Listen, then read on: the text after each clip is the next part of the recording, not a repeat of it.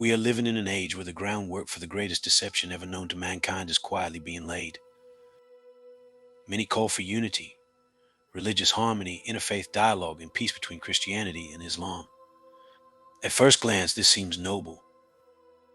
Even the new Pope speaks of bringing all faiths together in the name of love, peace, and brotherhood. But we must ask, at what cost? Jesus Christ, the Son of God, said plainly, "I am the way, the truth, and the life. No one comes to the Father except through me." John 14:6. This is non-negotiable. Christianity stands alone on the foundation that Jesus is God in the flesh, the Word made flesh. John 1:14. Who died, was buried, and rose again for the salvation of mankind. 1 Corinthians 15:3-4. Islam denies this at its core. They believe Jesus was only a prophet, not God, not crucified, and certainly not risen. Who is the liar but he who denies that Jesus is the Christ? He is Antichrist, who denies the Father and the Son. 1 John 2:22. And yet, attempts are being made to unify believers and unbelievers under one religious umbrella. But the Word of God is clear. Do not be unequally yoked together with unbelievers. For what fellowship has righteousness with lawlessness? 2 Corinthians 6:14. This unity is not biblical unity, it is compromise. And compromise opens the door to deception. The Bible warns us that in the last days a false peace will rise. For when they say peace and safety, then sudden destruction comes upon them, as labor pains upon a pregnant woman. 1 Thessalonians 5:3. This peace will be enticing. It will feel good. It will appear inclusive. But it will be fatal. Christianity will be asked to compromise. The Pope, seeking unity, will ultimately have to submit to Islamic doctrine to maintain peace. And in doing so, deny the core of the gospel. This false prophet will lead many astray. This is what is called sitting on the fence. And the fence belongs to Satan. As Islam continues to grow, eventually outnumbering Christians globally, the balance of power will shift. Sharia law may be invoked. Historically, Sharia punishes unbelief with death, often by beheading. And I saw the souls of those who had been beheaded for their witness to Jesus and for the Word of God, who had not worshipped the beast, Revelation 20 verse 4. The spirit of Antichrist is already at work, and many will fall into its snare, thinking they are pursuing love and peace. We must remember, our bodies are the temple of the Holy Spirit. 1 Corinthians 6:19. The enemy knows his time is short.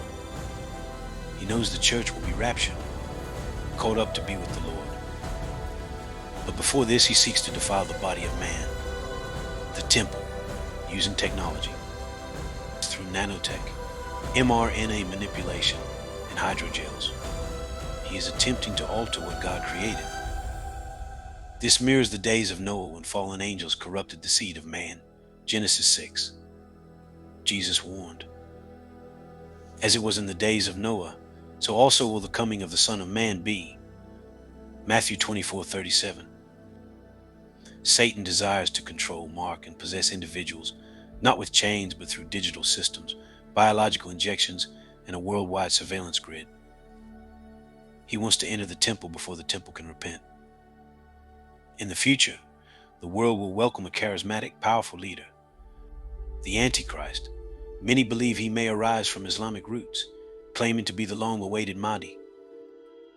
He will demand worship, and with him will come the false prophet, possibly the very Pope who now speaks of unity. Revelation 13 reveals a time when a mark will be required to buy and sell. An image will be worshipped. A system will control all commerce and allegiance. Artificial intelligence and digital ID systems may play a central role in this control. The fusion of iron and clay, technology and flesh will attempt to create a new kind of humanity. But they will not cleave to one another, even as iron does not mix with clay. Daniel 2:43. Before all-out tribulation begins, the true bride of Christ will be caught up, raptured. 1 Thessalonians 4:16-17. But those who are lukewarm, Revelation 3:16, who sat on the fence, who did not take up their cross, will remain. Many Jews and Gentiles alike will see the truth too late. God will raise 144,000 witnesses. But the days ahead will be marked with great testing. The spirit of Antichrist will demand worship. And those who refuse the mark will be hunted and beheaded. Just to let you know, be not deceived.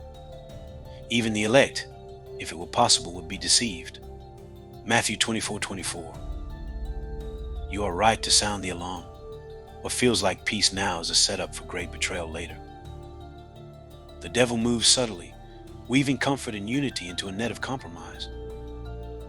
But Christ is coming, and those who endure, those who love truth, will reign with him forever. Blessed is that servant whom his master, when he comes, will find so doing. Matthew 24:46.